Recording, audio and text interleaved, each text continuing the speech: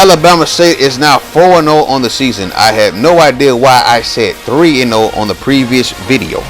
But anyway, we are currently on a 30-game win streak. We're looking to extend that, but right now the Alabama State Hornets are on a bye. And by the way, we are still ranked as the #1 team in the country. But let's take a trip down to Daytona Beach. This game is usually played in Orlando, but it's time for the Florida Classic. The Bethune Cookman Wildcats are hosting their arch rival, the Florida A&M Rattlers. And this is going to be an interesting game. FAMU comes in at 2-1. Bethune Cookman Wildcats come in at 1-1. So you got FAMU and you got Bethune Cookman, two teams with completely different identities on offense. It's pretty much like night and day.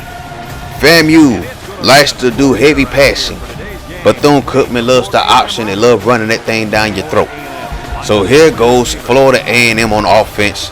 There goes the play fake right there. It's 39, by the way. He's looking deep downfield for a wide receiver, and he makes that catch. That's an excellent catch right there by the wide receiver. They are now inside the red zone.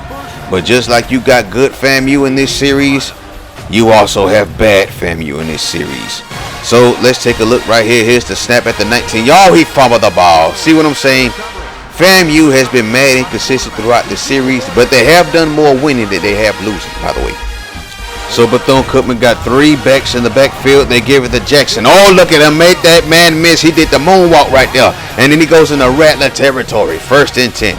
We catch him on 2nd and 10. Another handoff to Jackson. This time he's going up the middle. Inside the 10, and he's tackling inside the 5-yard line. Jackson averaging 25 a carry. Look at that. So eventually that will lead to a field goal, and then FAMU turns the ball over once again. Strong safety Jones picks that off, and now we catch the Bethune Cookman offense on 4th and 10. Steps back the pass, he pops it up the middle, and that pass is caught. For a team that rarely passes the ball, they do a good job of being efficient, and now they're inside the red zone. Great pass by Simmons. So here goes Simmons and the Bethune Cookman offense once again inside the red zone of Florida A&M, and this time, oh my gosh, look at that run right there. A great job by the tight end. Great job by the Wildcat offense. That would lead to another field goal. It is 6-0. But then on their next possession, look at this run right here off the wing tee, up the left side in the Rattler territory. The linebacker's not going to catch him. Touchdown Bethune Cookman.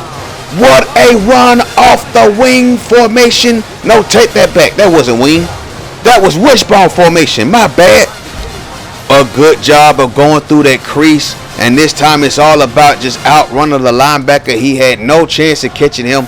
And now the Bethune Cookman Wildcats are up 13-0. They're going to stay true to character. Another option play. This time it's an end round. Look at this run right here. A beautiful run inside Rattler territory.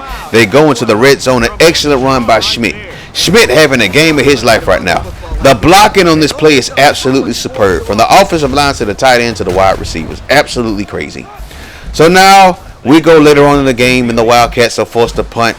Waiting for it right here is Dorsey. Fields it near the 50-yard line. Takes it up the left side. And this man is gone. Touchdown Florida A&M. The Rattlers are finally on the board.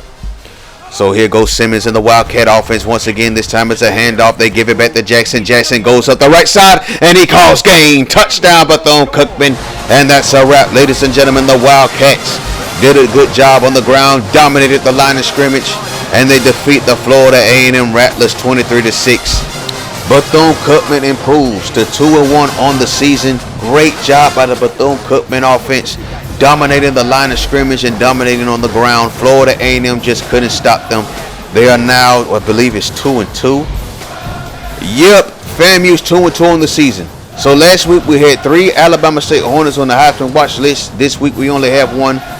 Blake Hayes of LSU leads the way. Tommy Chavez is in 2nd place. He's having a great season. Sean Gardner from Alabama comes in at 3rd. 4th, you have Runnin Jones, quarterback from Georgia Tech. Taylor Pollard, the quarterback from Michigan, rounds it out. So Kyle Henry, the quarterback from Prairie View A&M, 389 yards passing and 5 tutties. My dog Avery Benson, 2 tackles, 2 INTs, and one of them went back for a pick 6. Enough for him to be named SWAC Defensive Player of the Week. Over at the MEAC, Gerald Pace for Tennessee State, deservedly so, and then Charles Bell for Morgan State round out Offensive Defensive Players of the Week for the MEAC. So now let's look at the scores. Jackson State loses by 1 point to Washington. Southern beat Alabama A&M. Prairie View A&M beat Grambling State. Bethune Cookman beat Florida A&M. We saw that score. Mississippi Valley State defeated Texas Southern 28-21. Let's go over to the MEAC. Only 3 games. Tennessee State beat Delaware State in overtime. Nebraska beat Morgan State. And South Carolina State beat Hampton 34-31. Join us next time. We're going to show you a recruiting video. We're going to show you a couple of highlights around the HBCU world as well. Thank you for watching. Peace.